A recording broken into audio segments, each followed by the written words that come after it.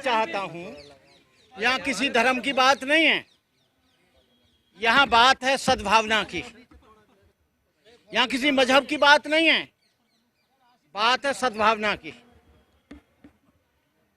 बहुत से लोग, ये हमारा भारत देश धर्मनिरपेक्ष देश है, यहाँ पर तमाम धर्मों के लोग रहते हैं, लेकिन यहाँ पर कबीर आए, बुद्ध आए, महावीर स्वामी जैन आए, यहाँ पर मुस्लिम रहते हैं, सिख रहते हैं, पारसी रहते हैं, और सभी लोग सद्भावना की बात करते हैं।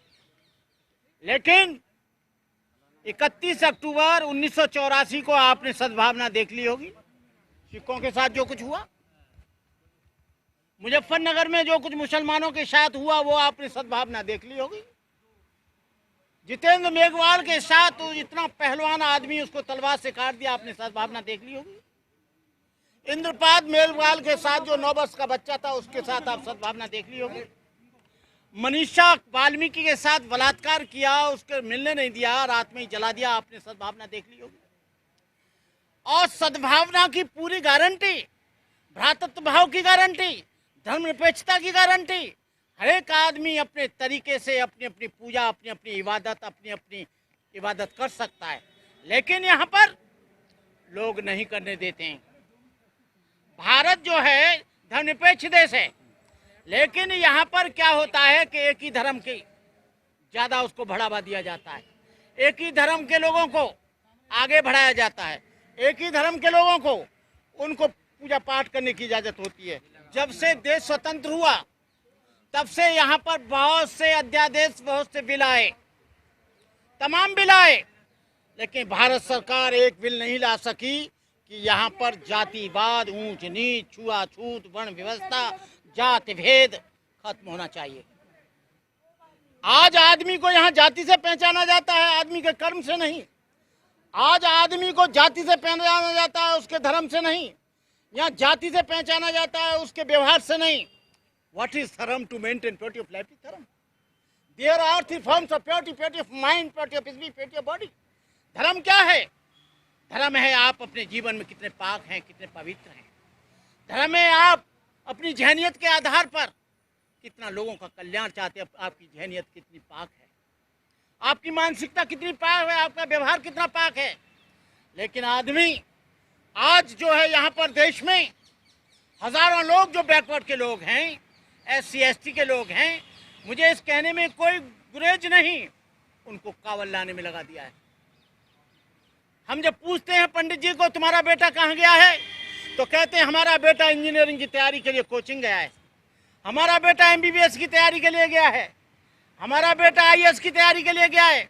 और जब मैं पूछता हूँ बैकवर्ड के लोगों को, SC ST लोगों को, तुम्हारा बेटा कहाँ गया, कि कावल लेने गया है।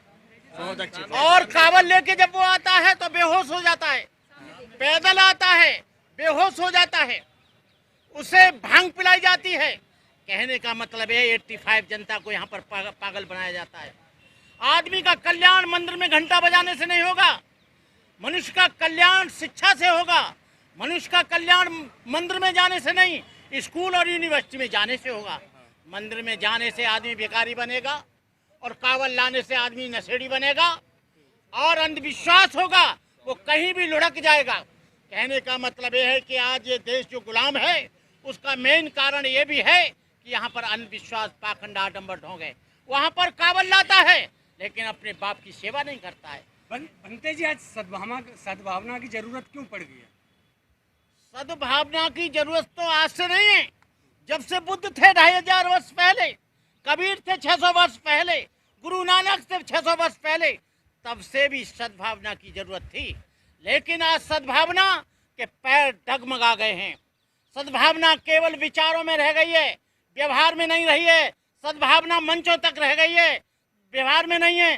सद्भावना केवल सम्मेलन और यात्रा में रह गई है। सुनील दत्त ने भी निकाली थी सद्भावना यात्रा, लेकिन उसका प्रतिफल क्या हुआ?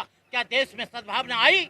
हिंदू मुसलमान से लड़ रहा है, मुसलमान से कोई और लड़ रहा है, ब्राह्मण से छत्री लड़ रहा है, छत्री से शूद्र लड़ रहा है, शूद्र से नाई लड़ रहा है, नाई से धोबी लड़ रहा है, धोबी से धानुक लड़ रहा है, धानुक से कहार लड़ रहा है, कहार से लोहार लड़ रहा है, लोहार से जाट लड़ रहा है, जाट से यादव लड़ रहा है। ये कौन सी सद्भावना है?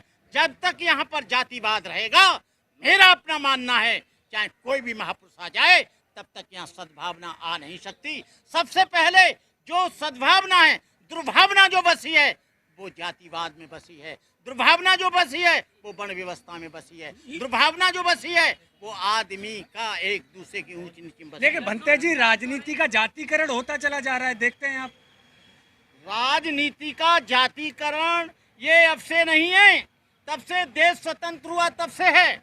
लेकिन वो लोग क्या करते हैं, 4 मुसलमान पकड़ लो, 4 दलित पकड़ लो, 4 जाटा पकड़ लो, 4 यादव पकड़ लो, 4 ठाकुर पकड़ लो, और उनको वहां पर मैं देखता हूं कि यहाँ पर कई मुसलमान बीजेपी में हैं, लेकिन जब मुसलमान पर जुल्म होता है तो एक मुसलमान नहीं बोलता है। यहाँ पर 130 लोग दलित लोग हैं जो रिजर्व सीट से आते हैं। जब दलित के साथ जुल्म होता है, एक भी उस पार्लियामेंट में बैठे हैं, एक भी नहीं बोलता है। क्यों?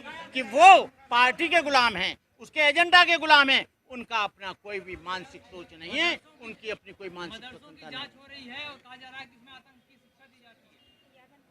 अच्छा, उसमें आतंक की शिक्षा दी जाती है, और जो सरस्वती मंदिर खुले हैं उसमें क्या भाईचारे की शिक्षा दी जाती है? आरएसएस की जो शाखा सुबह लगती है उसमें क्या भाईचारे की शिक्षा दी जाती है? ये देश स्वतंत्र हुआ तो केवल मदरसाओं की वजह से हुआ। आप देख लीजिए, आप वहां पर इंडिया गेट पर सबसे ज्यादा त्याग और बलिदान रहा है तो मुसलमानों का रहा है। नंबर 1 पर सबसे ज्यादा शहादत दी है तो मुसलमानों ने दी है, ईसाइयों ने दिया है। और आज जो तिरंगा की बात करते हैं, आज घर घर तिरंगा की बात करते हैं, वो लोग बात करते हैं जिन्होंने 70 वर्ष में अपने हेड ऑफिस पर कभी भी तिरंगा नहीं फहराया, और अभी भी तिरंगा लगा रहे हैं, तो तिरंगा के ऊपर भगवा लगा रहे हैं। अरे हमारा सबसे बड़ा जो गौरव है वो हमारा तिरंगा है, सबसे बड़ा गौरव है यहाँ का संविधान है। ये देश न गीता से चलेगा न रामायण से चलेगा, ये देश न किसी धर्म ज्ञान से चलेगा। यदि ये देश चलेगा तो केवल संविधान से चलेगा। भंते जी, बनारस में हिंदू साधु संत है, वो संविधान बना रहे अपना। ये संविधान बनाते रहें, उससे कोई फर्क नहीं पड़ता। जो लोग नया संविधान बनाकर जातिगत आधार पर, धर्म के आधार पर बना रहे हैं, वो इस देश के सबसे बड़े गद्दार हैं और इस देश को तोड़ने की कोशिश कर रहे हैं। उन पर एनएसए लगना चाहिए, उनको जेल में ठूस देना चाहिए। भंते जी, एक सवाल है। जिस तरह से आपने जिस तरह से नफरत भारत छोड़ो जिस तरह का एक मुहिम में शामिल हुए, उसके बाद आप देख रहे हैं बीजेपी तो कहती है देश सुरक्षित हाथों में, देश बहुत तरक्की कर रहा है, देश को सबसे ज्यादा सब कुछ हम तरक्की के राह पे जा रहे हैं, तो इसे किस तरह देखते हैं? अरे भाई, कितनी तरक्की हो गई। जो 400 का सिलेंडर था वो 1100 का हो गया, जो 40 रुपया पेट्रोल थी वो जो है 105 हो गई। और जो पहले कभी देश पे जब तरक्की होती है किसी घर की या किसी मकान की, तो अपने कोई जेवर नहीं बेचता है। तरक्की का मतलब है जेवर खरीदता है। लेकिन इन्होंने 265 टन सोना गिरवी रख दिया, 265 टन सोना। ये रेलवे को बेच रहे हैं, बड़ी तरक्की हुई है। एयरपोर्ट को बेच रहे हैं, बड़ी तरक्की हुई है। ओएनजीसी को बेचें, बड़ी तरक्की हुई है। बीएसएनएल को बेचें, बड़ी तरक्की हुई है। एलआईसी को बेच रहे हैं, बड़ी तरक्की हुई है। तमाम सरकारी संस्थानों को बेचे जा रहे हैं, बड़ी तरक्की हुई है। लेकिन एक नियम, एक नया और आ गया है, नई शिक्षा नीति। नई शिक्षा नीति क्या है? नई शिक्षा नीति है आप सरकारी स्कूल में पढ़ाएंगे तो 500 रुपया आपको देने पड़ेंगे, और प्राइवेट स्कूल में पढ़ाएंगे तो 1100 रुपया गवर्नमेंट देगी। अरे भाई, इसका क्या मतलब है? इसका मतलब है कि सरकारी स्कूल खत्म हो जाएं और लालच के कारण वो प्राइवेट स्कूल में पढ़ाएं, और कुछ दिन बाद गवर्नमेंट कह देगी गवर्नमेंट घाटे में चली गई, अब क्या है प्राइवेट ये स्कूल बेचे जाएंगे। सरकारी आप लोग नारा दे रहे हैं नफरत छोड़ो भारत जोड़ो, तो दूसरी तरफ राहुल गांधी भी निकले हुए हैं भारत जोड़ो, क्या कहेंगे? मैं कभी भी ऐसे ऊट पटांग स्लोगन नहीं देता, नफरत छोड़ो भारत जोड़ो। नफरत है तो कैसे वो जोड़ा जाएगा, कैसे भाईचारा होगा? अब पागल दिन में मेरे से झूठ बुलवा रहे हो। अरे नफरत तो जब छूटेगी, जब यहाँ जातिवाद खत्म होगा, सांप्रदायिकता खत्म होगी, ऊंच नीच खत्म होगी, संविधान को आप मानेंगे। संविधान को आप मानते नहीं है। अरे राहुल गांधी पगलेट हो गए, उन्हें कुछ मालूम नहीं है। तभी तो उनकी गवर्नमेंट चली गई है। मुस्लिम वोट सब भाग गया, दलित वोट सब भाग गया, उन पर रहा क्या है?